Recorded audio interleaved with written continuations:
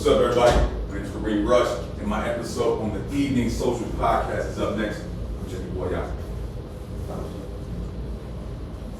Tonight's episode is brought to you in part by Klub TV and Wilson's Pizza and Grill. This from my pops, California coastlines, living out my real mind. Now it's really showtime, now it's time to draw a line. From the fake to real, that's how it feels when you multi. But let's not forget all of the giants I want to stunt down. Scared that their positions can't be taken with a new sound.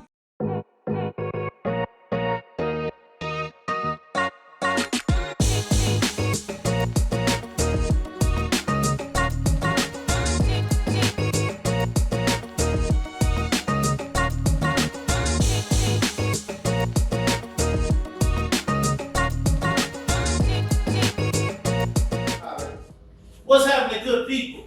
I am First Things First. Don't forget the coach. Then comes Mo. And I'm Jenee. And you are here, Evening Social Podcast. We on the couch with Kansas City royalty tonight. All right.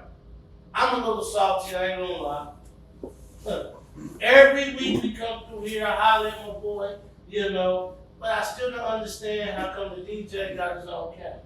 I ain't understand that, but. My DJ better than yours.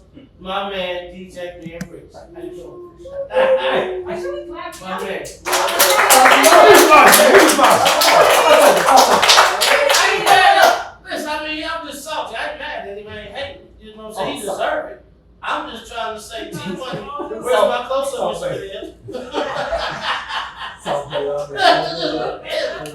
Bill? Now, every week I put it out there. When I say my DJ better than yours, I'm talking about if you're looking for anything. I don't care what it is. If it's a bar mitzvah, if it's a funeral, if it's a dog party, I don't care what it is, call my man. If he don't rock it, if you ain't satisfied, I'll pay for it. It's like that. Just like that. Now, let's jump into something real quick. I was trying to figure out, every week I try to figure out how to introduce the guests on the cap. And then I said, I ain't gonna draw this from that. I'm gonna just say three things. One, Pembroke to the south. Two, Even it up. next, And go down more. and three, To the left. royalty. We have. If you know anything about basketball, if you play any basketball or anything about sports, then you know who we have on the couch tonight. You know why I use those three things. Tonight on the couch, Evening Social Podcast, we got Mr. Kareem.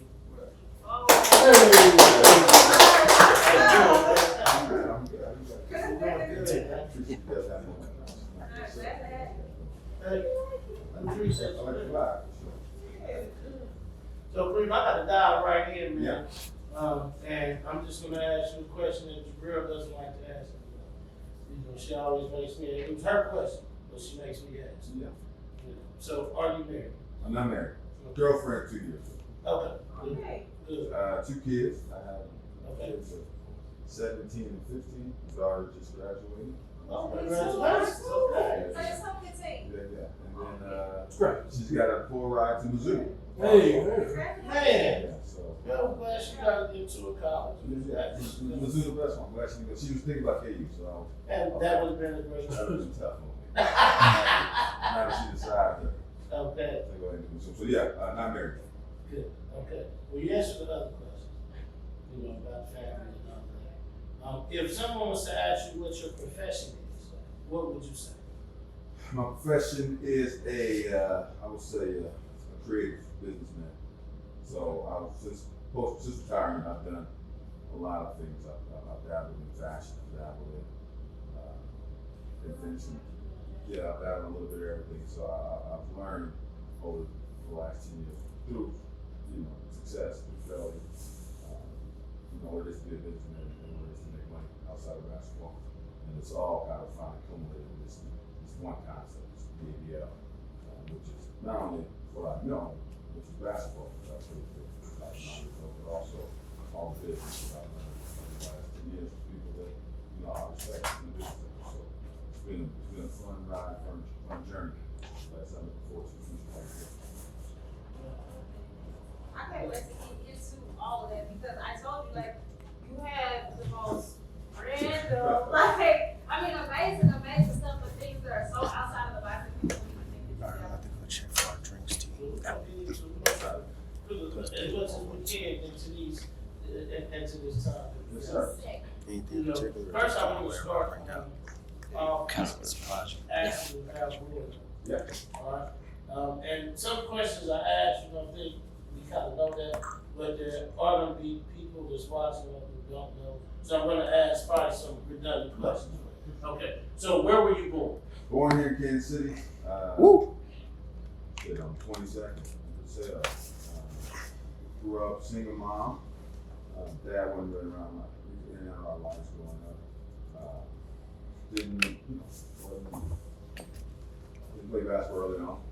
I said we picked up the game around when I was 9. I remember going to the boys' club on 23rd Street.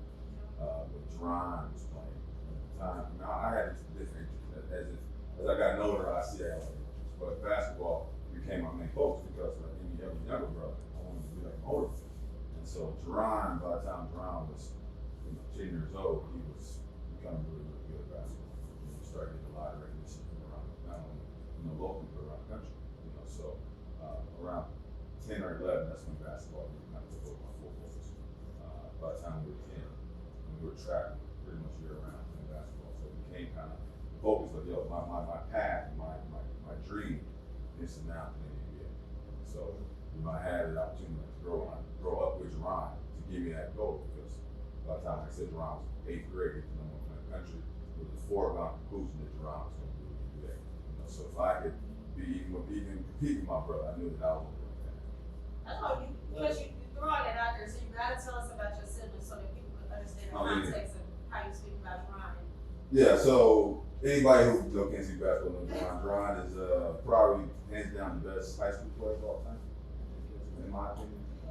To this day, I've seen Kobe, I've seen LeBron, I've seen all these great players. Still my favorite basketball player I've played with and seen in person. Jerron was an amazing talent. And so, like I said, by the time he was 8th grade, he was number 1 in the country. And that was all the way through his junior year. So just like every article you see in the national news about Jerron, our AAU team was crazy. We had number 1, 2, and 3 ranked players on the AAU team. So we was one of the first teams to really start that, sponsored by a big shoe company. We were one of the first teams sponsored by Nike. So like I said, we had a crazy, high school was nothing compared to what the AAU summertime was like. That was kind of like traveling to work, like really kind of being a professional at a young age. I love Hollywood feel like. Yeah. It was fun. And I was a younger brother, so I was always playing. I had my younger team, which we were really good, but we didn't have the hoopla and all the stuff that surrounded that old team. So how much older is Jerron than you? Jerron's 18 months older than me, and then Brandon's 5 years younger than me. It's a job. It's just y'all 3? It's just three. Okay. So now, I gotta ask you this. Because the way you talk about your brother Jerron and the competition and doing and wanting to be like him, sometimes it goes the other way with brothers.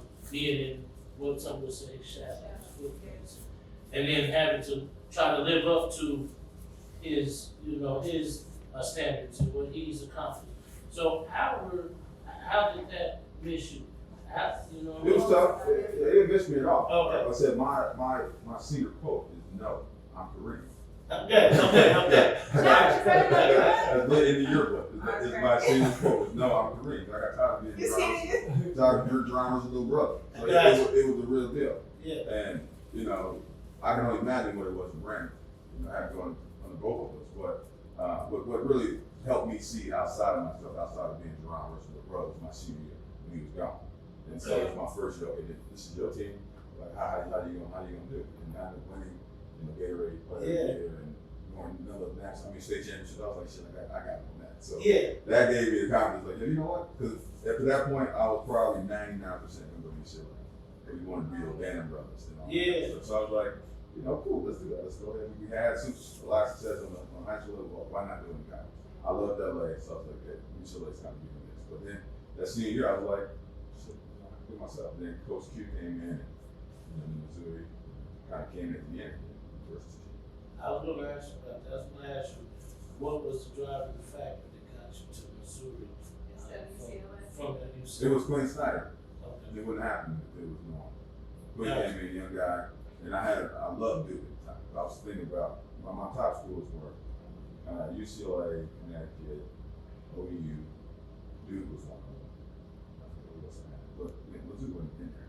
Like I said, as soon as Coach Q got the job, he flew out here, young 32-year-old dude. We had the same birthday, so when he came in, my mom and grandma loved him. It was that same day, I'm coming to Missouri. Okay. Was it really just him? I mean, It was him. what was it? Yeah. So what he about- remember, he just Yeah. smart. He was cool. He was like, yo, I'm gonna build a program around you. Come do your thing. I love your game, coach. Yeah. So it was just like he supported me. Like I said, I was just finally coming out of that shadow of being Durant brother. So then I had somebody come in and say, yo, I'm gonna build a college program around you. And you do your thing. I couldn't turn it down. Gotcha. And my boy Josh Conklin was born there too. So Okay. yeah, so it's kind of a fact. All right. So if I say the name Shad Dart, Chad Darby. Shad Brad Dart, Yeah. Yeah. that goes back to Pembroke. Pembroke. Yeah. Yeah. I know Shad right Okay. So it's in the middle. now. They were trying to get to come back. Yeah. What you mean? Because I haven't been here. I've been in LA for last week. I came back last year. They've done a terrible job, especially since all that stuff went down with the state championship and us being suspended and all that. Yeah. Kind of like a black cloud, this kind of little situation. But Right. we're trying to remedy that because they're trying to build a program they built. Obviously, a great facility. So they're trying to do stuff. So we'll see. What is it that actually made you come back? COVID. So LA was shut down. I wanted to be near my kids when I was out here, so I came back home, be closer. Didn't plan on staying long, but here I am 2 years later. So then what made you stay? It's my girl. I met her 2 years ago. So we stayed. I'm staying for her, but we'll probably end up moving probably by the end of the summer. ABL, we got our headquarters in Denver, so we just moving office space. So I'm just finishing out this first summer season. I'll probably move to Denver probably fall. But Kansas City's home, so I ain't never leaving. We all gonna have a team here. Our foundation is gonna be established here, so it'll be. I'm so used to traveling in my life, so Kansas City. Now I gotta go backwards just a little bit You got it. because I can't just skip the Pembroke days. Yeah. I can't flip that and skip it. So what I gotta ask you about, and then I'm gonna go back to a segment that we love to do. I gotta ask you about. You tell me about your experience of watching Jabrelle break the back. Oh, Hickman Mills. I ain't never seen him play like that. But I've seen so many other crazy plays from him. Yeah. Like, there's one play in Butler that I still remember. It looked like he's coming on the fast break. It looked like two dudes sitting in front of him. He looked like gentle with both of them. It was like parallel like this. And still dunked the guy in one. So I've seen him do crazy stuff. Like, he's really like So he looks like Superman. Superman. But high enough to still dunk it though. So he's dunking like this and falling on the ground. People are like, I'm sitting there like, did anybody just see that? That's crazy. I ain't seen, I don't see pros do that. He did it like 17. But he broke a backboard in 8th grade. So Jerome was doing crazy stuff. But to see that, you couldn't script that better. His last game ever in Kansas City. Last play. So that was amazing. Now, we're gonna go and we're gonna do something just a little different. We have a segment we normally call like our fun questions. Icebreaker segment is brought to you by Drip Ultra Pure Water. If you don't know about Drip Ultra Pure Water, it's a home-bred David Jordan, Kansas City, Missouri, Kansas City, Kansas. He owns Drip Ultra Pure Water, and that's sponsored. So everything we do here is from homegrown. Yeah. So all of our community partners that we have here on the show, from Sleep Vodka, from Confidence 71, Wavy by PLG, Truth Apparel, Rainy 891, all of these sponsors, these people are all home Kansas City natives and all businesses. So I gotta ask these three. She might got some. I'm asking. What is the gist of the fun questions? Just the fun questions. Just gonna throw it is ask whatever you want to ask. That's what these is. What the people want to know. That's what we gonna title this. What the people want to know. All right. This is what I want to know. Yeah. Have you ever beat Jabrelle? Yeah. I didn't beat him until probably my sophomore, junior in high school. It took a long time. Okay. So I took a lot of L's. Okay. But now moving forward, since that time, Since that I time. got the dust. Since that time, you been on. I'm on the street. Okay, you're on the street. Okay. So, yeah, but it took a while. Took a It while. took a while for Brand to beat me too. Well, that was you took my next question. So, yeah. Okay. But if I would say who's the best one-on-one, then maybe when y'all coach the top team. Okay, well, I mean, that was coming. I was coming. Who's the best one-on-one in the family? They tell you that. Okay. Both of yeah, them tell you. yeah. But raw talent, I would say Jerron at the ceiling. I'm probably mid-level. Okay. Not that good. Yeah. I mean, I'm not gonna ask it for this segment, but that made me just wonder. No, I'm gonna ask it because if you say that, right, you feel like Jerron's talent is through the roof. What do you think it is that puts you on to the Just learn from his mistakes. And, I built on what he didn't do, and then Brandon ended up building on what I didn't do. So it was just kind of a combination of learning from the broken mistakes. You wish you had to go through them, and you wish you would have made it to that pinnacle because it should have been that story. All three of us should have made it. It would have been one of the few brothers, trio of brothers that ever played. That's what the story should have been. But again, we learned from Jerron. Jerron was the benchmark. How we got started. The oldest sibling is It's always. always the toughest road. You're the first one to do it. But like I said, his legacy is set. And not only in Kansas City, but people who play with him, and most important, like us, me and my brother, me and Brandon, we understand what Jerron did for us. So for me, it's powerful. There's no me without Jerron. I love that. This is my next question. Who's the best shooter in the family? Me. I'm I'm still all time with. I'm still, yeah. 3-point all time. 3-point all time. I mean, Brady got the wins. You can't fight KD. They win. Yeah. But as far as like offensive, like, yeah, me on every level. Okay. I just got to ask. People want to know. They want to know. Athleticism, Brandon, just nastiness, raw talent, Jerron, skills. Okay. Come on, Hey, bro, we can have that. I mean, we just people want to know. I gotta ask. Now, this one we gonna start a little hard. All right. First of all, it's your turn. Well, you too slow. I mean, you gotta move faster. Nah, man, chill out. You know. Cause my stuff is not well, this one is not. Cause I wanna know if this is one that was kinda out of the box for me. Where did the love for fashion and modeling come from? That came from wanting to be a musician. And so R&B singers, you gotta dress nicely so they can hand in hand. So I gotta look the part. So you gotta. I don't want to be wearing. So let me wear casual suits. Give us one of them. I I'm gonna see the R&B. It's coming.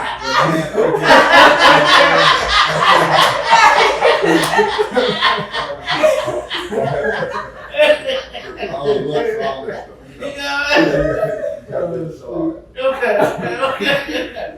I'll be watching. Nice love out there. Okay. So, who inspired you music? Everybody. Voice Man, Jodeci, Joe, Maxwell, Andrew Steve Wonder. I sing all of them. I said a lot of my shows gonna be initially gonna be like covers. Okay. So the plan is to do like I'm gonna call them the gentleman break. That's like my fashion line. The gentleman break classic. So I want to be kind of like a standard singer. Think Michael Bublé, but for R&B singers. So I'm singing like Loeher and Steve Wonder and Commodores and all these fun songs that people know. And then I said I've been through something on There's stuff. no musical guest today. I would have sang. I would have sang. It's not too late. So, I should have been talking to you because, Steph didn't say nothing about this until at the end. He told me for me, I was like, I'm not gonna send them somebody else's song. I'm gonna send my song. So when we were talking about it, I tell him, I'm like, we normally have a musical guest, but I cancel the musical guest since it's Kareem. Like, we want to talk more. So I cancel music with that. He never said it. He ain't cancel music or none of this. And then when you sent me the thing, you said my song. I'm like, his song. Then I go start research. I'm like, man, this man got albums and everything. I said, Yeah, next time I come on the show. okay. Yeah. All right, Next show, book me as a musical guest. I come on. okay, we gonna do that. There you heard it. T Because Money. your style is, Yeah. I mean, the music is Oh man. it's nice. It's a lot. Nice, man. I got told you, man. Real talk. I heard the song. I'm like, he said my own. Like, what was this? Like this. I think people get surprised that my speaking voice is so low. Yeah. My singing voice is low. Yeah. Little But Rice pretty is cool. 171, most great rush. Yeah. See? I appreciate You it. got wireless mic, you know what I'm saying? So you got wireless mic, you know what I'm saying? We gonna bring him back. We gonna bring Yeah, him really back. nice. I get love. Bring him back. Yeah, get the suit. Love, yeah. I need to put on my outfit. We want the whole experience. Yeah, I need to. I can't feel my sweat. Yeah. My plum. He just talking My about- plum 3-piece. Yeah. Like that color that chick. Is it? Yeah. Oh, that's nice. Okay. Plum 3-piece. Girl, I don't know what you pair that with. Don't worry about it. Now, 2 more questions for me, and we gonna get on this. This question is,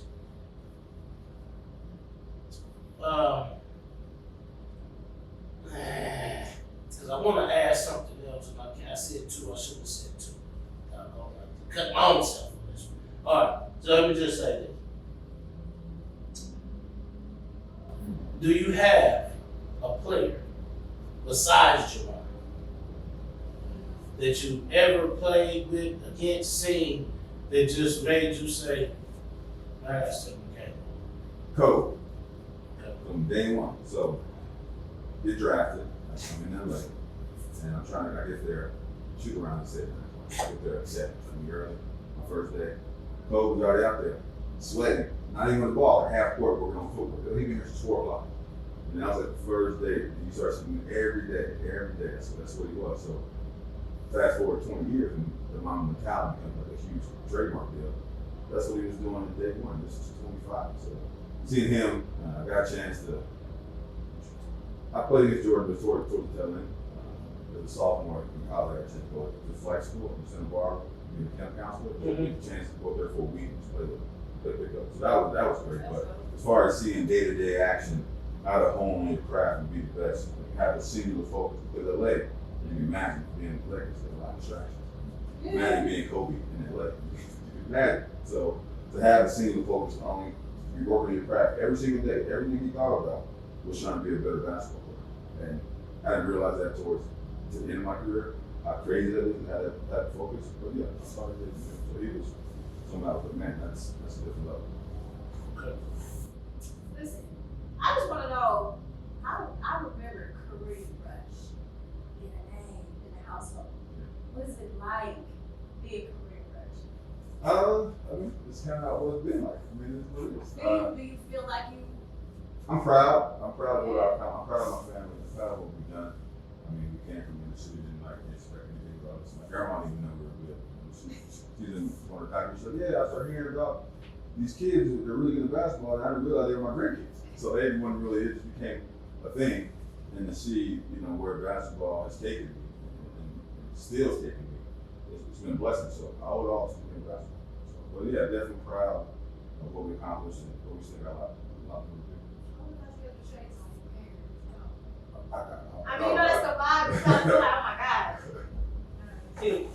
If we'd brought him here to sing, I'm just throw this out here and get to my question. You remind me, of David Ruffin. I told you. We don't see There's a 40-year-old black woman that ever see me on the plane or somewhere. You know me? Yeah. Oh, you Leon? You from Texas? 100%. 100%. 100%. 100%. Okay. 100% every time. I'm like, Okay. you're an actor? About how big? I'm like, nah. So, this is a crazy story. I'm in Charlotte. Shout out. I'm playing for the Bobcats. And we had halftime.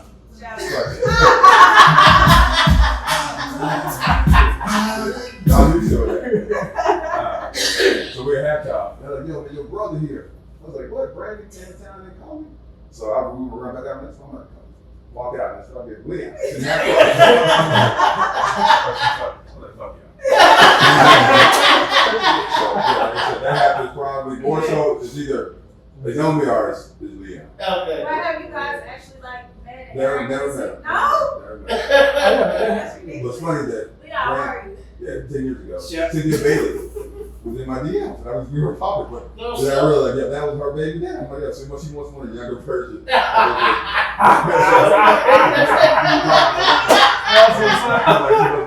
Okay.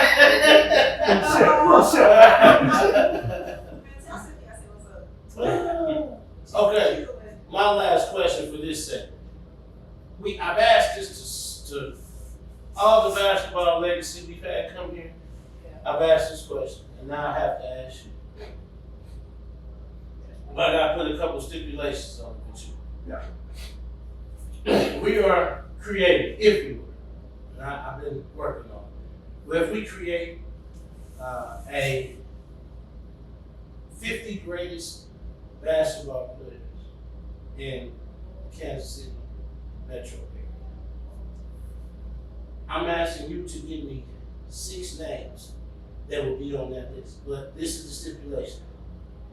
You, Jerron, or Brandon. You're already on.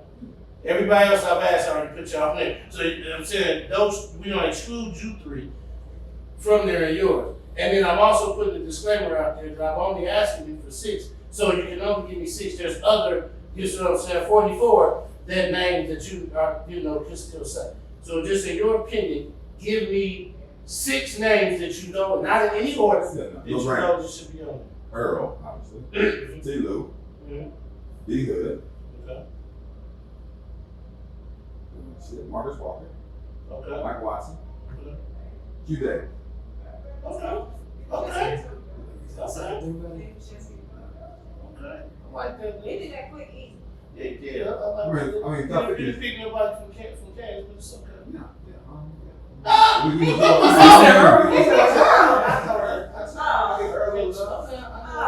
could have went Vic. I know what I'm doing. I'm just Smart stuff. Vic and Nair up there for sure. and I'm just talking stuff. Chris Weems. Man, listen, I was just talking stuff. No. Yeah. For sure. I'm just messing around. I know Earl was on there, put them first, and then you went on. I just messing with you. Yeah, no. But like I said, disclaimer, it's only 6. That's Only only 6. 6. And I asked you for not in the order. You just picked, those that you knew should be on that list. So I like it. Yeah, but all 6 that he came with,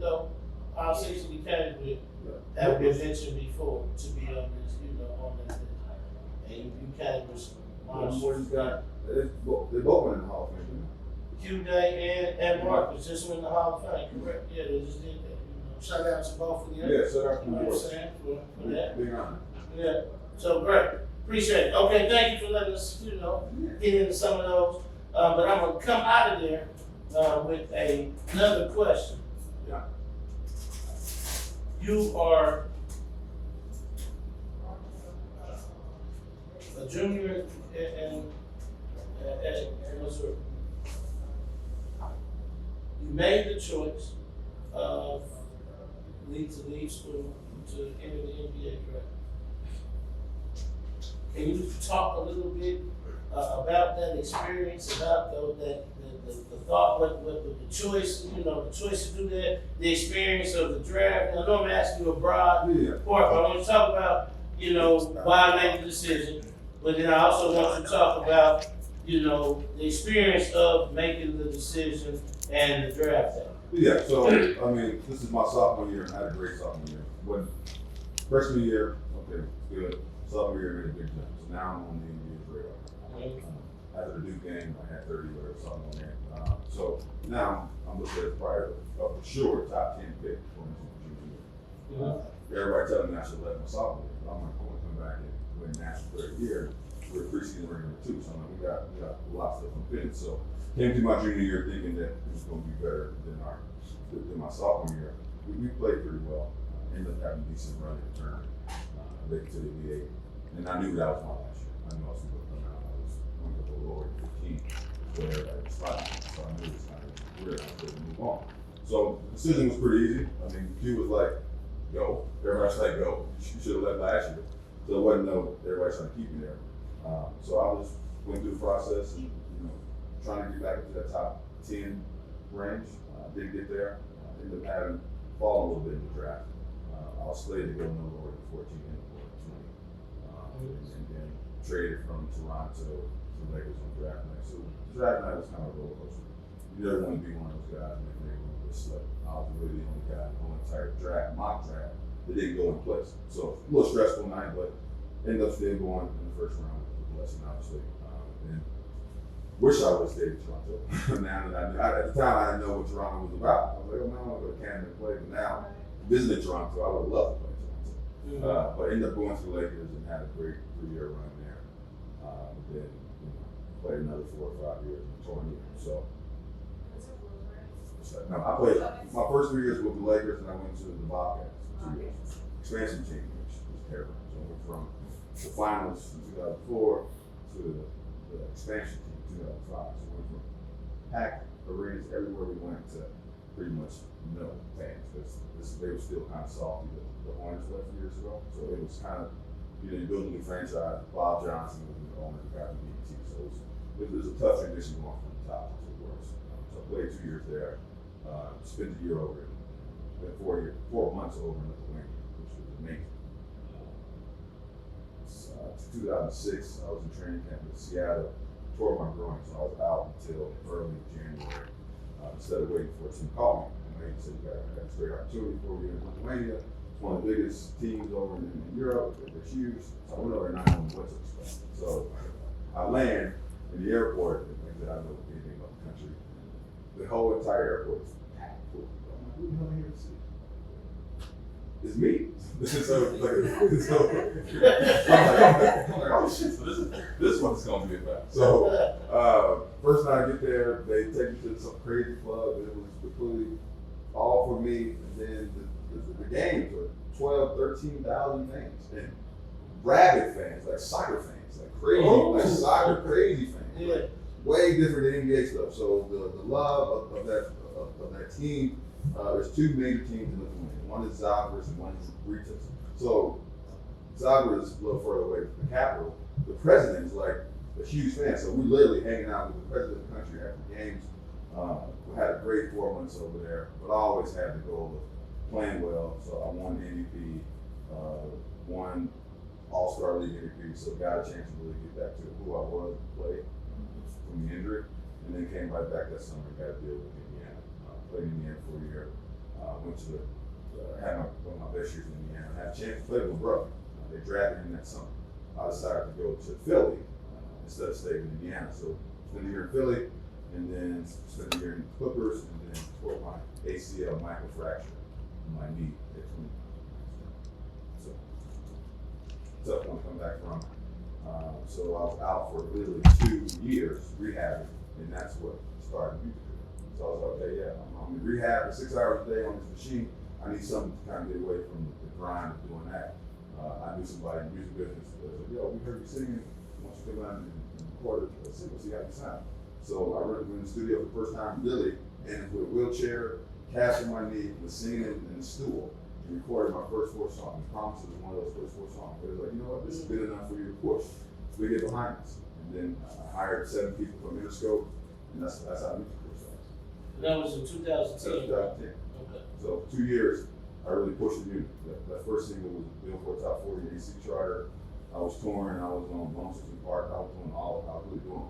And then at the time, it cost a lot of money to break artists. Right. And as a former NBA guy, regularly they look at you like, yeah, you need money. They're like, yeah, you got money. So I'm out here just spending money. And I was like, okay, yeah, let me get back. I got some traction here.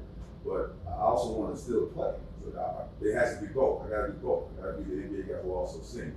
So I shifted my focus back to trying to play. So I kind of let the music stay aside. And then 2013, I started trying to get back to play. And I really pushed it for like 3 years, trying to get back to a play in the D League. Really tried to get back. I didn't want to go overseas, so I really pushed it. But I was out of the game for 3 years at that point. It was hard. There's only 400 jobs in the NBA, so once you out, it's hard. So that's kind of ended the basketball career and kind of shifted my focus toward more entrepreneurial pursuits. Now, I gotta ask, before we go to this break, I gotta ask about the Big Three. Yeah. Because you went and played the Big Three for one of my all-time favorites. Yeah, GP. GP is one of my all-time I already favorites. know, GP. Yeah, but you also played with another player that is one of my favorites. It's not Chris Jackson. My move. Yeah, my move. Cold. Man, cold. Cold. Like people are cold. Man, that man is cold. Still. So, talk to me about that experience in the Big Three. Yeah, so this is 2017. I'm starting to hear more about the Big Three. There's a lot of semi-pro leagues that are out there, guys like me are playing here. I think we start hearing about the Big Three. The first chance for guys to have another career besides going overseas. So I was excited. So I got in shape, played the first year. I was one of the first guys to play. And that's kind of where the ABL was birthed, because I played in the Big Three and I saw how many guys still extended careers. So I was like, shit, that shit was fun. I mean, Iverson was there, they had GP, they had Dr. J. So the first year was crazy because basically kind of a new concept, traveling tour. They had all the big names there. So it was fun that first year to kind of get back and try with those guys. It was with Rashard Lewis was on the team too, man. Reggie Evans, just me, Rashard, Reggie Evans, and my move, and we lost in the finals that first year. Yeah. We lost to Rashard McCants, Keenan Martin, Al Harrington. Oh yeah. Rick Warren. Yeah. It was fun though, man. And then Brandon's playing it now. I was gonna try to play in it last year, but I was like, I'm doing my own thing. Why would I try to play some shit? So right. I'm actually going out there.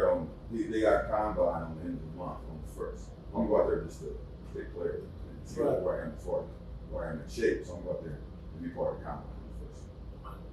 Because Brandon's still captain, he's still playing. Gotcha. Oh, you're captain. Yeah, captain. So him, Rio, are captains on the team. On that team. So we're going to take just a quick little break. This is one of our community partnership breaks. We're going to talk about community partnerships. This episode is brought to you in part by Wilson's Pizza and Grill. It's also brought to you by Henderson Entertainment, taking KC artists to the worldwide platform. It's brought to you by New Wall Street, an investment education community. Also by Jenee Klub TV, now on Roku. Our brand partnerships are Brainiac 91. You were gonna say it? Yes, you know what we said. No, you do. I said it too. Comfortable solutions. I want to say You want to say that? I want to say that. And also by Alijah. Truth apparel. Some people have some truth. Some people have truth. But I have more truth. Which is what it is. You can find it at truthforreason.com. I don't understand why you get to laughing when I get to talking about my truth. You know what I'm saying? I don't understand what's so funny. Anyway. Also, sleep vodka. Listen, we're gonna have to get you a check to taste it. The chocolate vodka, smoothest vodka. Yeah. We're gonna have you. We got you. Yeah, we got you. Sleep vodka. We got Wavy by PLG. We have Confidence 71. Another wine. Yep, wine by Local. Then we have Heartland 180. Got Max Mendoza. We'll see that grocery store. We'll see that. And we cannot forget where we are. The Elegant. 1739 Gallery. They take care of all your event space needs. You see this beautiful art in here?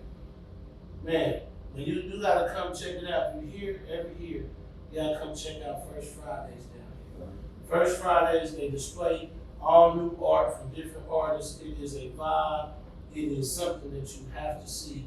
It's amazing art, amazing time. Okay.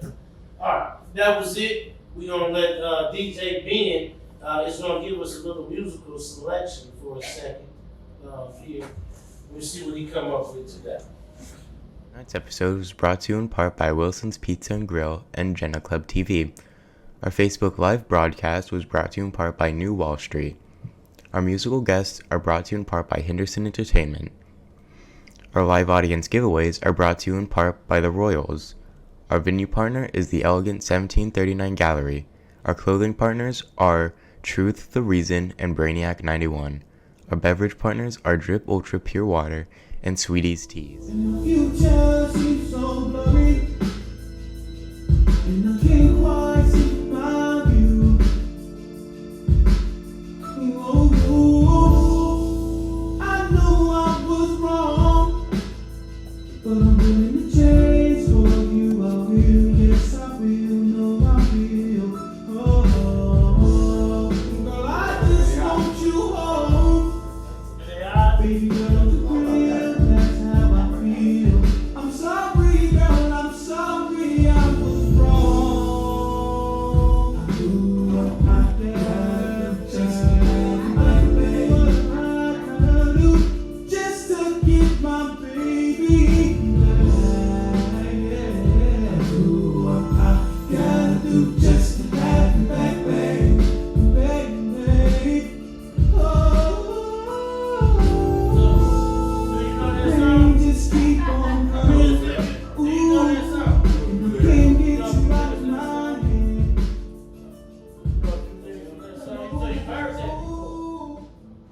Just keeps on coming. Girl, without you, I'm better off dead. No, don't give them that. You're coming back for that. You're coming back for that. I mean, we gonna let's go right now. Let's go. It's a little tease. It's a little tease. You're coming back for that. You ain't coming back. So if you don't know, that is one of Kareem's singles. Now you wrote that. Yes. Okay. All right, you wrote that. That's So what I was asking. yeah. So now that's a segue for us to come in. You talked about recording the first one. This is one you have now. Yeah. So 2010, you had your first single out. And then you put the first album out 2015. Yeah. Okay. So this is like I said, after trying to get back into the league, and like I said, music has always been, passion. It's never been like, okay, I'm just trying to push this career on. It's more like this is something. Now, I gotta ask. I'm sorry, I didn't interrupt, but I gotta ask. The elephant in the room. Yeah. How do you get your R&B, man? You come from 20th Street in KC, and you're on R&B. That's it. I'm a crooner. I'm a lover. Okay. I'm a lover. So, So what we said? You said 20. How to get into the 2015. Yeah. How to get to the album? Yeah. So 2013, done playing. Calling my 35th birthday. One of my boys in town, a young guy out of Chicago in LA. He was like, "Yo, let's put together an album." So we said, we really wrote that rebirth of the Renaissance man over 3 years. About 12 songs. My first experience was writing a full album with him, and so we just put it out. Do you think that had Jerron not been the basketball player that he was, that you may have gone a different route? For sure, yeah. Basketball, I love it, but if I had two doors to choose, if I could choose to be a musician, be an R&B singer, be a Chris Brown, or go and be a Kobe, I would choose the Chris Brown. I mean, hooping, I love it. Yeah. Like I said, I love it. But you said before, you had other interests and all that stuff. You just realized that you were good at this. Got good at basketball. Yeah. Listen, it's so crazy that he ended up being one of the 400. How wild Yeah. is that? And he could have been an R&B singer. Let's hope I can still be an R&B singer. That's the goal. But yeah, like I said, basketball is open so many. It's been a gateway to everything I've done, all my dreams. So without it, I couldn't do the music. I wouldn't even probably listen to me. But at least they knew my name, so they gave it a listen. This even niggas gonna judge it, they still want to listen because they knew me. So without the basketball, it's an important piece of my life. So. I think it's a pleasant surprise. Yeah. Yeah. So, what was it like, man? What was it like with Kobe and Shaq, man? You was on the team with Kobe and Shaq. I mean, so imagine coming after the three people. Yeah. So, it's the shit to be a Laker. This is when everybody know you. You got Jack Nicholson, everybody calling you by your first name. You don't know who they are. So it was like that. And so the first round pick, it was crazy. Those first 2 years, the first year was wild because I wasn't playing much, so really just being stupid. I only want to ask you Yeah, about your life. me and my boys in our park were just in the streets 5 days a week, like just enjoying being in the league. Second year, I got focused. Started playing more, and then I had those 6 threes and really started kind of Yeah. building a name within the league. That first year was just completely out fun. We enjoyed it, and then really kind of honed in the second year. How did you end up doing real estate? Just, You doing well in real estate. yeah. So I came back in town, and I was like, okay, what do I want to hang my hat on? COVID, you still, I was doing a lot of appearances and stuff, just kind of being young, but came back home and wanted to start something new. My girlfriend her job got killed by COVID, so I was like, yo, what can we do together? Why not start a real estate team? I got a name, let's build it. Everybody who I know, we know people in business, we can kind of grow this. And so we started real estate. Basically, I started for her so she can to build a team and kind of use my name, to build it initially. And then it's taken off for her, so I've been kind of the side pack into real estate, but we've done well. What is it called? Rush? Kareem Rush Homes. Kareem Rush. Yeah, so we're part of the Rob Elliman team. Rob Elliman is a Mizzou guy. Rob is, we got the #1 team in Kansas City, Missouri, probably the top 5 in the country. Rob is a great leader.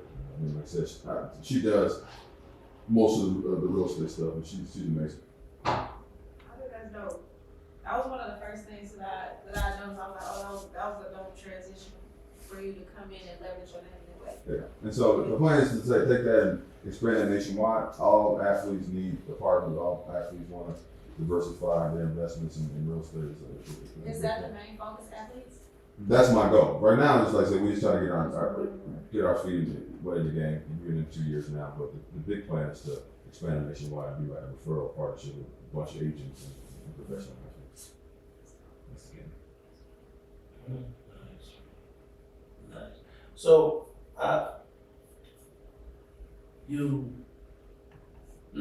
forget it. What you got? Straight out national. Yeah. Forget it. ABL. How did that, where did that come It came from a desire for me to still want to play. So I was like, shit, I ain't big 3, and I can't get on there. I ain't playing TBT when I started my own shit. And then when I started around college alumni team, so I was like, I know how to put an event together. It ain't that hard. Let me see if I can put it together. See what the city thinks. So literally in 5 weeks, we put that first game together in 2018. So I'm like, cool, we got something. 2019, we had 2 more teams that committed. So I'm like, hey, cool. Every person I talk to about this concept, they're like, yo, we love it. Hell yeah, let's do it. Who wouldn't want to play back in front of the college fan base that loves them? Or what school would want their former guys to come back and play back in college campus? Right. And what fans would want to see their old people they love? So it's like a win-win for all people. So I'm like, yo, why not create a league just for that? And so that's kind of where it was birthed. It's still on the shelf for 2 years during COVID. I didn't know where it was going to go. And then, like I said, fast forward to last year, I'm down in Missouri for our 20-year reunion for our Elite 8 run. And I talked to one of my former teammates, Jay Jackson, who I ain't seen in 20 years. So we just catching up, like, yo, what you been up to? He's like, man, I went on and done this, and I own a team in the NBL, which is the Australian Professional League. I own a soccer team in Mexico. I was like, okay. I'm trying to expand my portfolio. I was like, yo, I got this idea for this basketball league. I told him, he was like, yo, I'm with you. What you need? And so at that point, it was always just me. So now I finally had a partner who's like, yo, how can we make this happen? And he had the experience with running teams in these big professional leagues. So now I got the right partner. So we was like, yeah, it's cool, let's do it. So in a matter of 2 months, we was like, yo, we had a focus on 2023, but then we was able to pull it off last year in Maryland, Georgetown for that first game off. So that sold out, and then here we are, 2023. We got 5 games, and we got we raised our first round. We raised $500K. Guy out of St. Louis came and invested, and so now we're funded, and now we're going to grow the league. So you said 5, but let's talk about those 5. Right now, we want to talk about the ABL. We want to talk about what it stands for. Yep. We want to talk about the growth of it. We want to talk about this game because this year it's starting here in Kansas City. But it's going to be at Kansas Community College on June the 10th. Yep. So let's just talk about one more thing. What does the letters ABL stand for? Alumni Basketball League. Okay. So it's the first professional league for all college alumni teams. We pay per game. So we're one of the few leagues that actually pay per game. We allow our GMs great responsibility. So not only in charge of building their rosters, they also have to tap into local sponsors, sell merchandise stores, tap into alumni associations. So we offer them other ways to monetize not only the game, but also other ways. So they can sell, merchandise, and they can help with sponsorship. So we try to incentivize the player as much as we can. As a former player, You know, I know if we take care of the players, they'll put their full support and full influence behind the league. And once we have that, now we're growing. If you look at every major professional sports league out here, it's built on the back of players. You know, and very few have ownership. You got Jordan, you got few, but now our whole entire league is going to be owned by the players. That is a very innovative concept. I love that. It kind of makes me think of network marketing. Is that network marketing? But Or athlete marketing. Yeah, athlete marketing. That's better. We're athlete marketing because you think we got 10 teams now. We got 8 players. We got 8 players in the league right now. You can buy all those guys, social media reach and stuff like that. We got to be talking millions of reach that we have already. So now we're starting to put that all together, aggregate all that influence, spread it out, build our brand. And now, like I said, we can start putting franchises. Say somebody buy a franchise for $1 million. In 10 years, we think to be worth $50 million. Pickleball is selling for $1 million. But we got a built-in fan base. Like pickleball is a brand new concept. Where the big 3 struggles is the brand new teams. We have college affiliations. People know these teams. Right. You're born into loving KU. You ain't got to worry about selling KU shit to people. They love it. So if we got to deal with KU, KU guys are rocking Sales Army. So soon as you get out of school, you can come play in our league for Sales Army, make money.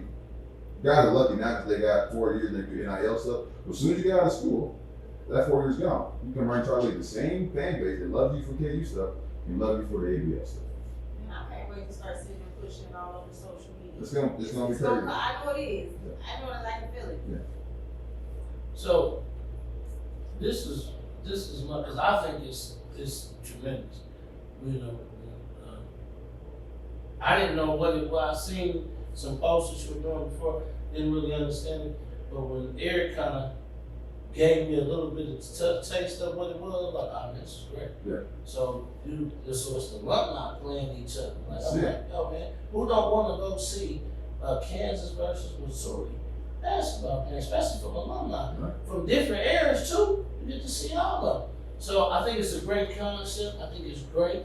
Can you tell us one time? Yeah.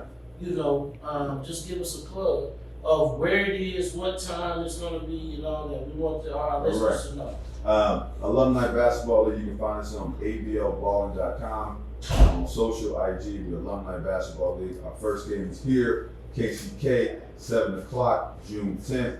KU versus K-State. KU has my brother, Tayshawn Taylor, Travis Rutherford, Cole Aldrich, Jabrelle Jackson, Julian Wright. Mario be in Africa, otherwise he'd be playing. So the KU squad is going to basically be the 2008 national championship team. We had Shady too, but he's playing for Denver.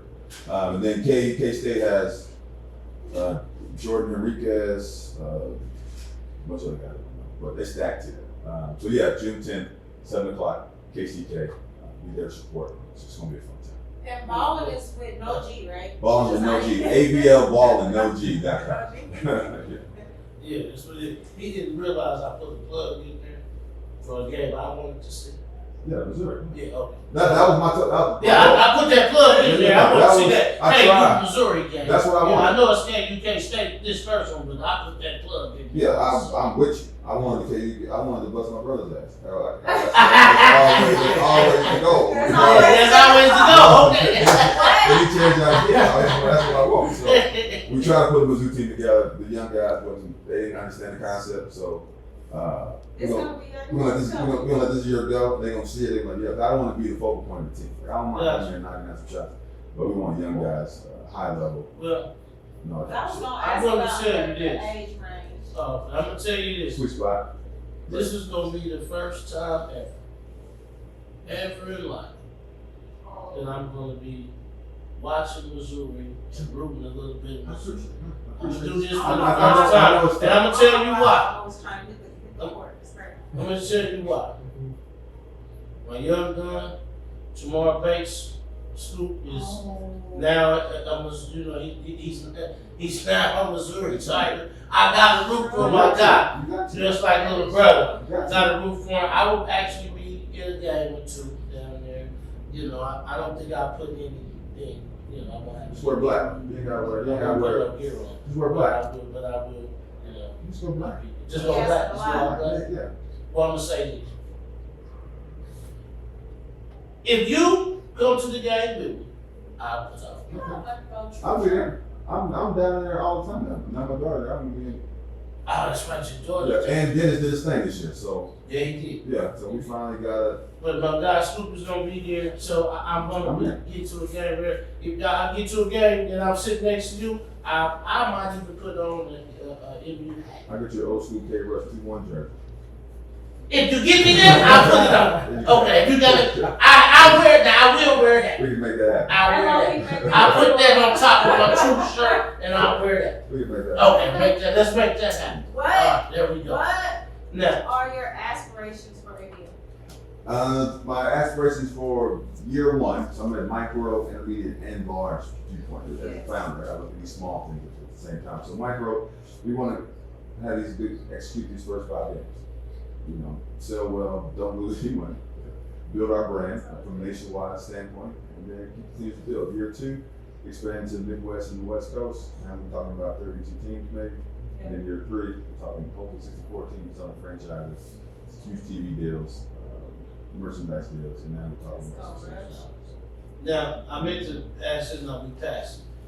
Give us the 5 games. Where are 5 games here, KUK State. Uh-huh. Game 2, we in West Virginia. We got West Virginia versus Maryland. So they? Ooh. then game 3, we in You got Georgia. my boy coming back? Who? What's my boy, Tate, from West Virginia? Jabrelle. He might be in there. It's the TBT team, so they're young Yeah. boys. They're young boy on. They got a squad in the BB team. So we got West You Virginia. ain't got my boy Stevie, is he on there with Who? Reem? Stevie franchise. Nah, hell no. He can come support. Yeah, I mean we had Joe Smith came, Walt Williams came, Okay. Junkyard Dog came. Ooh. Yeah, so we had a bunch of Georgetown guys come. We had Okay. 8 of the 83 Georgetown teams come. So Okay. I mean, that's what we do. Like at halftime, we bring all the alumni. Bring back, them up, take a okay. big old photo at half Yeah. court. That's 45 minutes at when the game ends, all the fans So- come down. I'm sorry to interrupt, but I'm excited. I'm Yeah. a basketball junkie. But I'm also getting into the concept of what the whole thing is and why it's alumni. Yeah. Because the alumni are supposed to come out and support the alumni plan too. Yeah. And so that night, it's just a big alumni plus the supporters plus the people. So it's not just alumni players, the alumni from those years Yeah. coming back. So that's the whole concept, Yeah. if I'm feeling it That's correctly, what you right? said. Yeah, the you're right. market Okay. behind it's gotta be Yeah. crazy. I said, so many prominent business, like I said, that love and affinity they have for these schools, it never ends. So we just bring another option for them, another For them event to come back come another. to, yeah, like I love it. summertime, like why Yeah. not? Like, I you love come back home, like Everybody. you go overseas and come back, and you looking at a lot of these guys are coming back and getting ready for the TBT, so they prepping in their college towns for like months already because a lot of these teams raise money through sponsorships for their TBT team. So like they're already there practicing and shit. So all we're doing is coming to where they are and put the game on Right. where they are. So it's Where like they are, yeah. it's easy. Okay, so we had, So we got we go from West Virginia to Maryland, then we got Georgia Tech. mhm. So we got the GM is Jermaine Jones of Georgia, my boy I played with him in Philly, and then Mario West played in the league too, is the GM of Georgia Tech. We got Ben Scott gonna be an ambassador. We go from there, and then we go to Clemson and South Carolina. And then we finish with Syracuse Georgetown in New York. Syracuse, when is that? That's August 6th. August 6th, I might gotta be. Like, where's that? It's at the SRC Center. Kareem, I might gotta be at that. Right, I mean, we didn't sell the that game already. We ain't done no marketing on that game. Man, It's word of listen, mouth. We sold a lot of tickets to that game already. Yeah, It's gonna be big. I need to be at that one. We trying to get Melo to come. First retired. So Yeah, he might pop in. yeah, I gotta be at that one. Yeah, it's gonna be good. August 6th. So that's the plan. So we tap into our personal relationships with the league guys to see if they can be ambassadors for our league. Either come show up or we're gonna have an app on our website where you can do a watch live party. So no one they can watch it against fans around the country. Because a lot of our teams, these rivalries, they got fans around the world. And you got, we only got 4,000 people in our team. That's why it's small, but you may have another 10,000 watching on the stream. Right. So we're doing some fun stuff with our, the media stuff, different ways for fans to experience our game. I'm doing a 5-camera review So I got a GoPro on the sports table so you can see what the announcer sees. I got GoPro on top of the backboards. I got GoPro on the ref cam, so it's a ref cam. And then I have one on the sideline, so live in our app, you can shift between different viewpoints. Ain't gonna lie, that ref cam It's gonna be done. Yeah, I got like slow mo, so you can actually see what the ref sees. You can slow it down. People always like want to see what the ref sees. That shit's hard to ref. Right, it's hard. Check and see. I'm trying to figure out how we get a camera, a good enough camera in the jersey. But you gotta worry about the shaking stuff for a player. But once we develop, I got a GoPro on the head, but anyway, if I can do a small GoPro in the jersey at some point, I'm sure over the next 2 years technology will be there. Because a jersey can't be built. That's all these little pieces of babies. I said, yeah, they got some small ones, but I wonder about the shaking.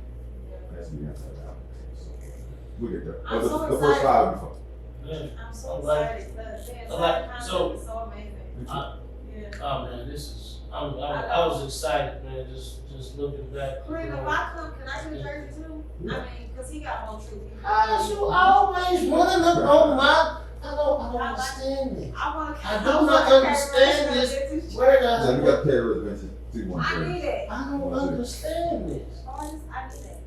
I don't. But I'm just saying, talk up on your own stuff. Just let You me can get be. one too. No, I know. No, I already got one. You got one. So No, now I no, know no, what he said. I already got. I could get one too. I already got one. You trying to get one too. He just said I could have We one. got I know two. he did We got that. enough It's time. all good. It's okay. It's okay, sis. It's I okay. got you. It's all right. He said that. It's okay. Hey, it's all good. Now, no, I don't do that. Do not do that. Stay on your side of the couch. Foul. So, Kareem, I got another question. This one's just, I wasn't gonna ask you this, but forget it. I gotta ask you. Yeah. Nah, just come back.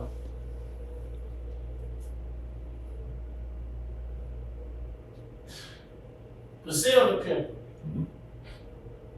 How did that come about? And so it's 4 questions. Yeah. How did that come about? And is that your real? No. That's you haven't seen our documentary, The Rush Brothers? I got sent it to you. So Send that to me. yeah. So we won. This is 2004. This is when 30 for 30s were huge.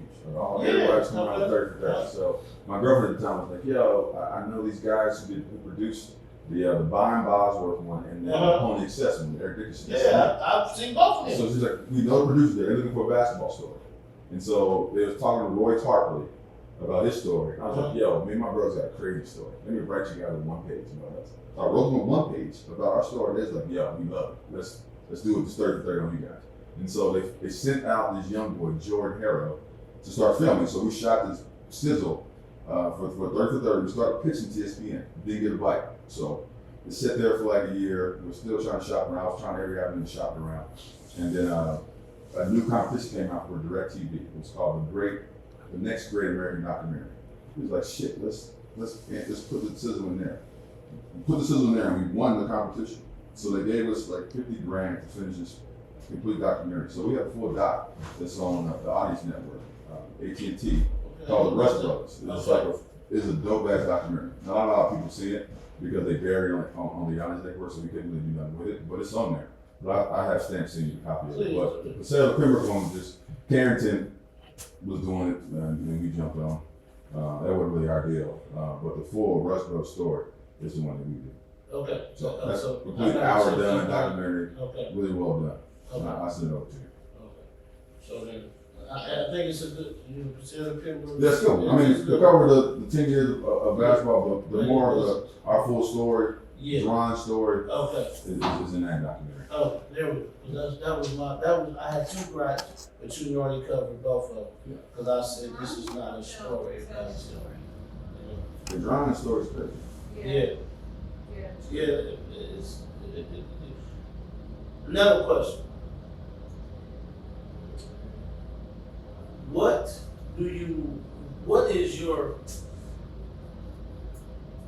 the vision for the ABL? I know what you're doing, but what I'm talking about is past the 3 year, what I want this to happen. I'm saying the vision behind it. Why did you start it? Like, what's the purpose for you to start it? And I ain't talking about money, because you didn't start it for money. Black ownership, man. Like, Oh, that's what I'm talking. Yeah, like I said, how many folks like the power to be back in the player, and for us to benefit off the league that we start ourselves. You imagine like LeBron and all these guys that said, okay, fuck it, we don't need NBA and start our own league. Yeah. And just bring out venues. They will sell out. You know, so that's what I'm trying to do. I'm trying to give power back to our guys. A lot of these guys are businessmen. They see LeBron, they see all these guys doing big business work. But a lot of guys still, you may not know that they're doing a lot of, they make some moves. So I just want to offer guys an opportunity to own their own stuff and build a league, you know, from the ground up with us. And we own every single team. And y'all making connections with more than just the players, the athletes, because I see like the people that you guys sing the national anthem and all of that, like all of those people are getting recognition too. Yeah, I mean, people love sports. Right. You know, So you got people singing national anthem? Look, we got girl from I Maryland. can sing national anthem. You good like that? Come on, I was gonna sing. I sang the first one, so they all gonna get sing. But I was like, I'm gonna get somebody else and give her a little shot. She gonna sing. yeah, I saw that. Was she from season She's 21 or something like Her that? dad sang too. Her dad was testing. I tried out for her. I did the voice twice. Did you do the voice? Why did you do the voice? You took my question. My input. I I did was the gonna ask voice you on about some random stuff. First of all, so crazy process. that. Let me say this before my people, you know, such. That was just a lot of talk. You can't sing? No, I don't. Oh, what you look like? You know, I mean, I can play the chord, I can lip sync them. I know how to lip sync. You don't, I can get on my. I know. How, You got the hand motion. I got all that. The eyes, the knee. I get down. I got the step. I can do all that. Did you get a competition? No, what did you for the voice? How did that go for you? No, I did the virtual one. This is doing middle code. So I did like sit in front of you singing. I did two. I did. No, let me tell you how I actually stood in line in Houston, Texas, and I mean all day. The first year I did in San Francisco, and I sat in line all day. That's Yeah, it was like a lot of That's people. the audition. Like it's some ridiculous. Well, there's some cold For people no on there. reason. Oh, yeah. I need to work on my shit. You got a package though, man. No one don't have time for lines. Like you got a package. Yeah, that's what I was trying to say. I was like, like, I ain't got you want to? They put 2 NBA guys on, NFL guys on there just to put them on the show. Like, just give me 2 episodes, and then just get me out. All I need is 2 episodes. So yeah, that's all I need. They love stories.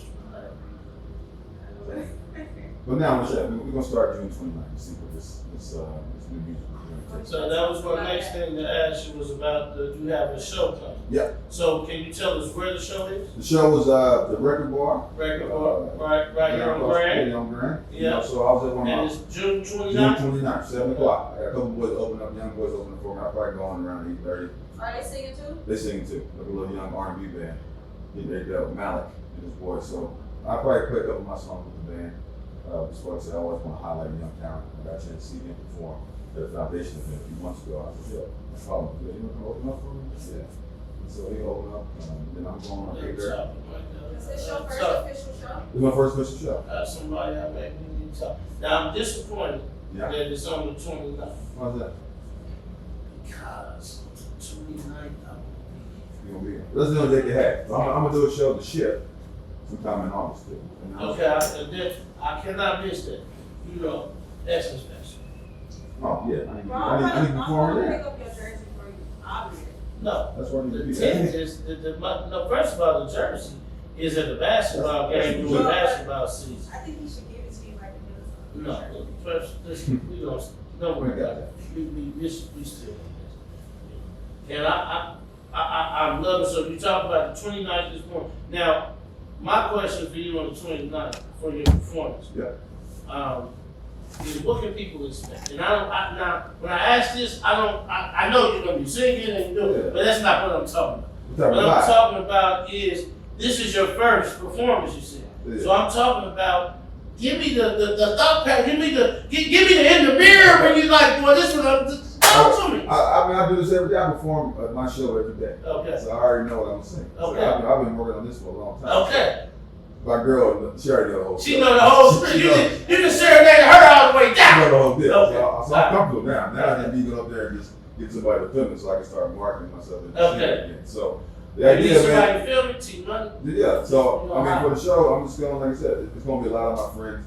So I'm just gonna be talking through the songs and what they mean to me while I'm Kind singing. of like an unplugged vibe. Unplugged, yeah. Very cool, Man, it's kind of you laid need back. to see, you need to be on an intimate evening, man. There you go. We have a joint that we do here.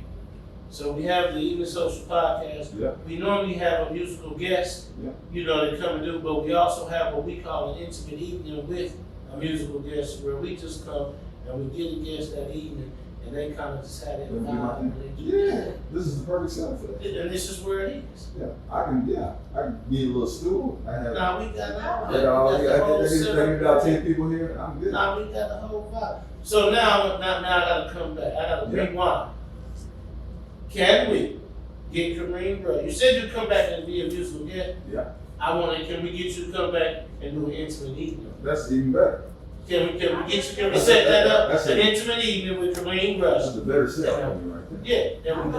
Yeah, I'm Oh, here. okay, all right. And we it's got not Kareem Rush, it's Kareem Lamar. Kareem. Kareem I didn't want to put the Kareem Lamar out I there. got my middle name, Kareem Lamar. You go by the middle, Lamar. Okay, Kareem Lamar. Intimate evening with Kareem Lamar. I'm there. Okay. We gonna set that up. T-Money, do you have that on record? It's there. Okay, he put the thumbs up, that means it's on record. We love to do that. We I would would love to have love to you. do it. We love to have you come for an intimate evening and just put that out there. Kareem Lamar, intimate evening. Oh, All right, sign me up. there we go.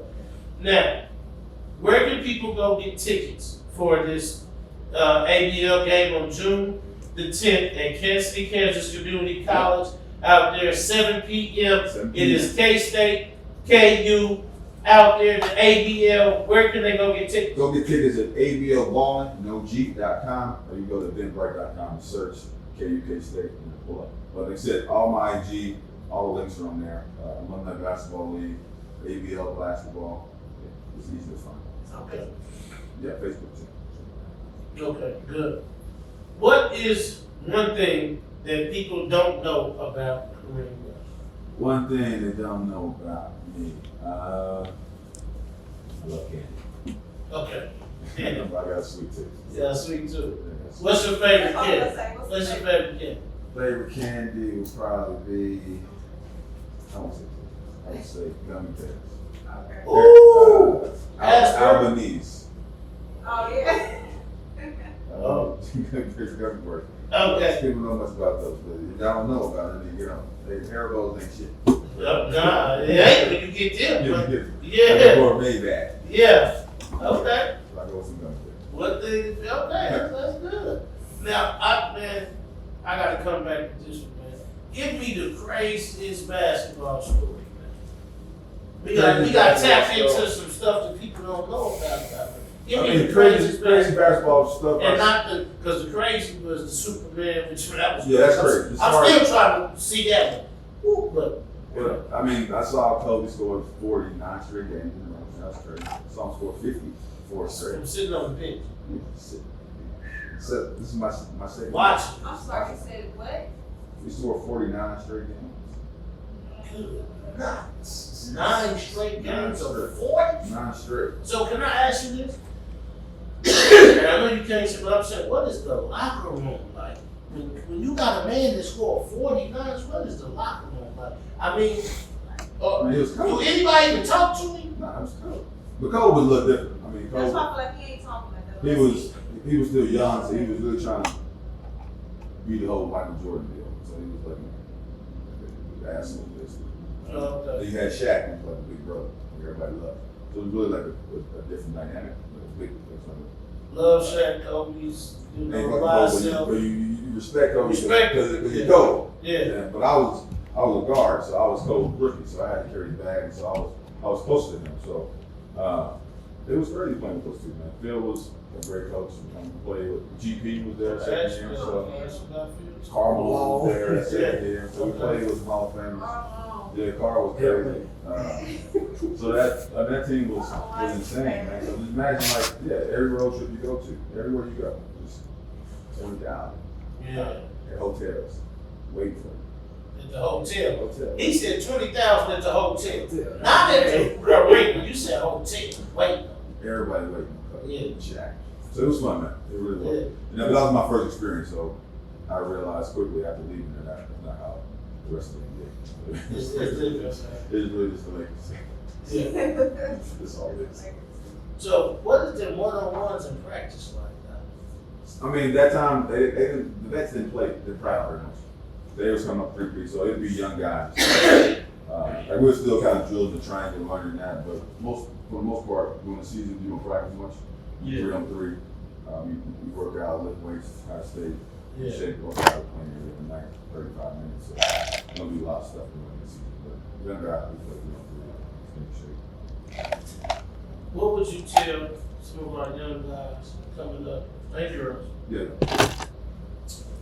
that want a career in sports? What would you tell them that is Kareem's focus for success? Now, I don't say key, I say focus. Focus for success, because I believe that to be successful, you have to focus on streaks or something. What is the focus? Just being cognizant of like the love and the energy and determination you need to go into something to achieve that type of love. Be great at anything. You gotta, like I said, I think it's 10,000 hours to get an actress. That's what I will say. So just dedication, man. You can't cheat the work. You can't cheat what it takes to get to that level. And at some point, talent takes you so far, and the rest is really about how hard you work. So that's it. I mean, you can be born 6'5", but you still got to put in this. Yeah, I mean, just the work. Just don't cheat the work. Funniest story in basketball? Funniest story in basketball would be probably Shaq is running late. He's a jokester. So we are in the huddle waiting for him practicing. Probably running 10 minutes. So we get ready for practice. He runs out, butt ass naked.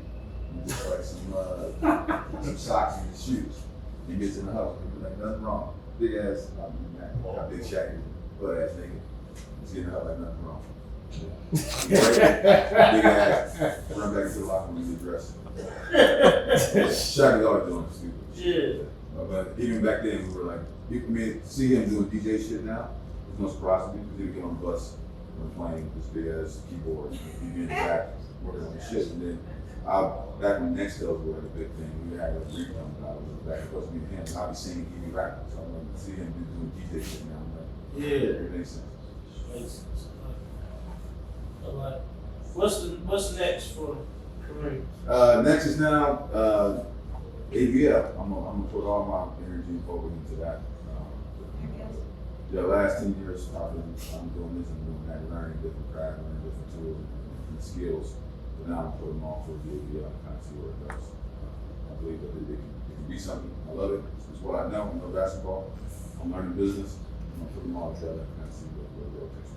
ABL's gonna be amazing. Thank you. I believe this.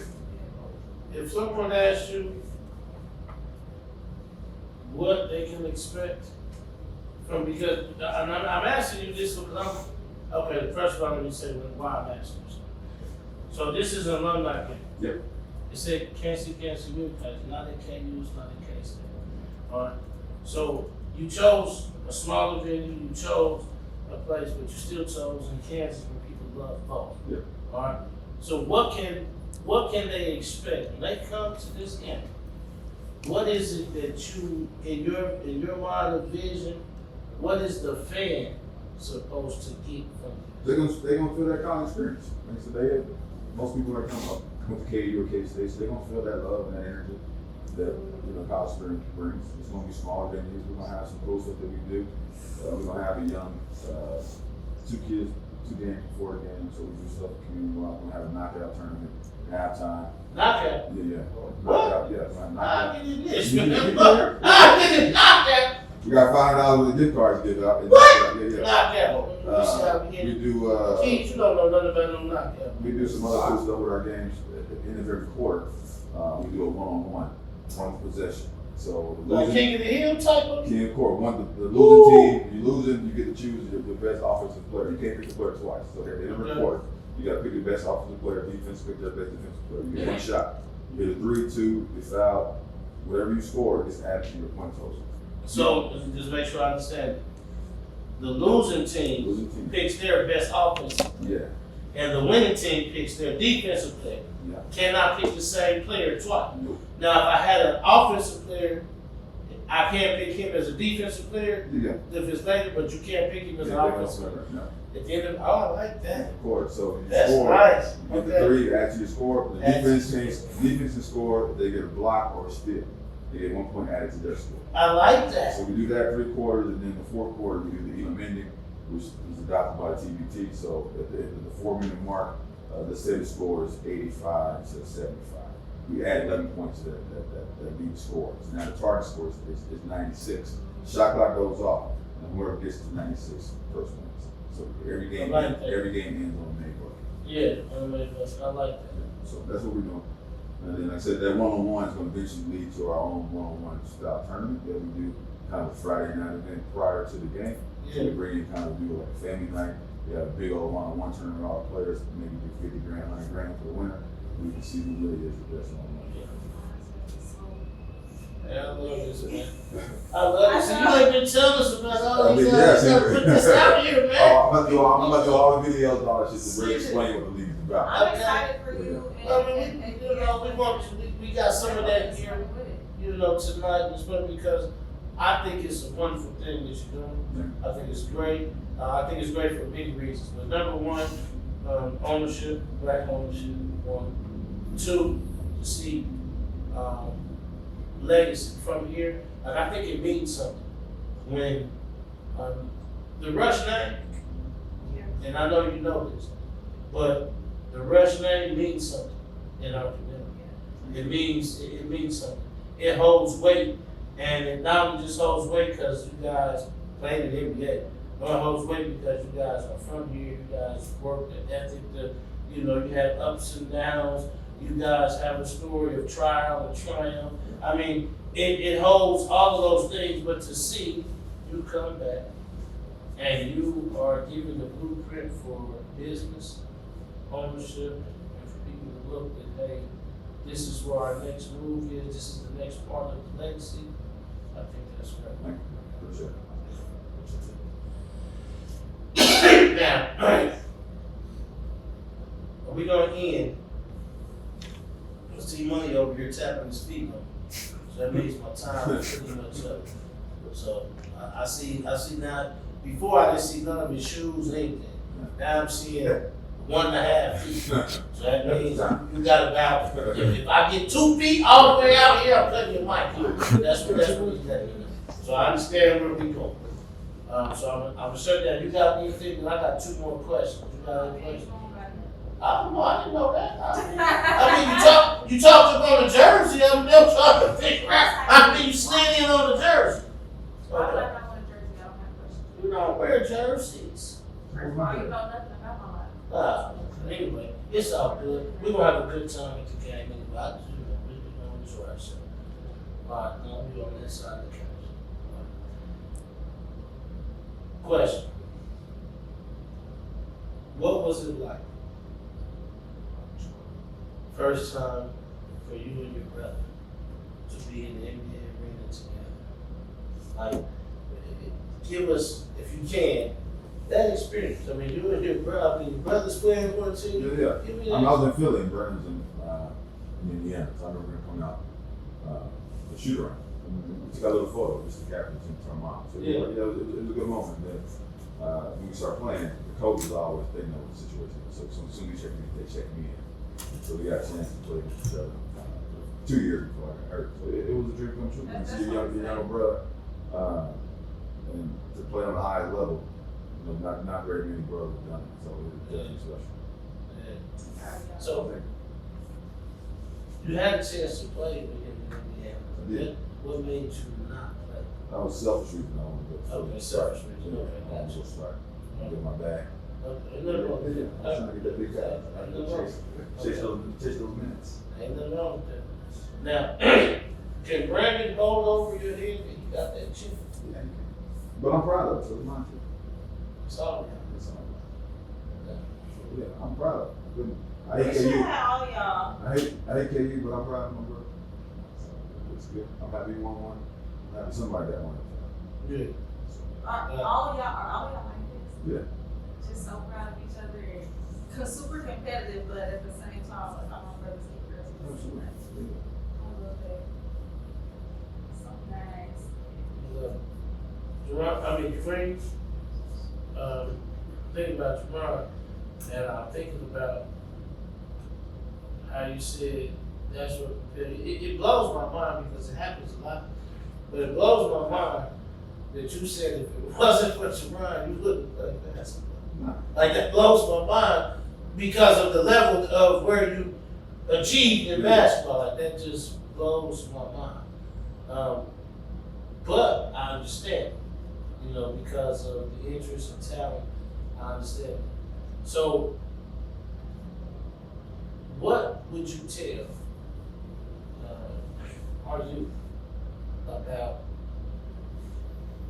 talent and dreams? What would you tell them? I mean, I always continue to dream. I'm still a dreamer to this day. I'm always chasing dreams. But like I said, at the end of the day, the only thing I've ever done with this one is I continue to work. And I've never given up on anything. It may take some time, but I've never given up on it. So, I like that. have a clear vision of what you want, work for it, and surround yourself with people that can help you make it happen. It's very rare that you get to do something wrong. So I surround myself with people that help me achieve my dreams. But also help them out too. So that's why it's been really important for me to find the right partner, the right team around me to get out my snaps and help me out. So I can only go so far at home. So now, the right team, now I'm committed to so. Alright. So I asked the final question a little different. Yeah. Because I wanted to kind of do that, but we appreciate you coming. Appreciate you being here on the show. If you don't know, our show is not just about putting people in front of our community that are thriving in professional manner. We love doing it because it's career inspiration. We want our community to see people who have goals, who are doing things, and are influencing our community. But the other part of it is to give people what we call oxygen. Some people give flowers, so we're not knocking them, but we don't give flowers. We give oxygen, and the reason we give oxygen is to breathe life into those who are doing it. Let you know that, hey, we see you, we appreciate you. Our community appreciates you, our community loves you, our community wants to get behind you so that you continue to do the things that you're doing. And so in effort of that, one thing here at the Evening Social Podcast, we have come with what we call Oxygen University.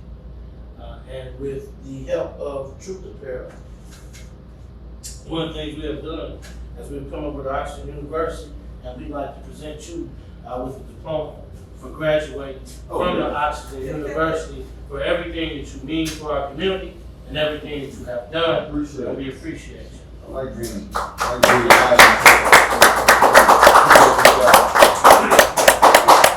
Man, thank you so very much. We appreciate it. Absolutely. Thank you for coming. All right, one last time before we get out of here.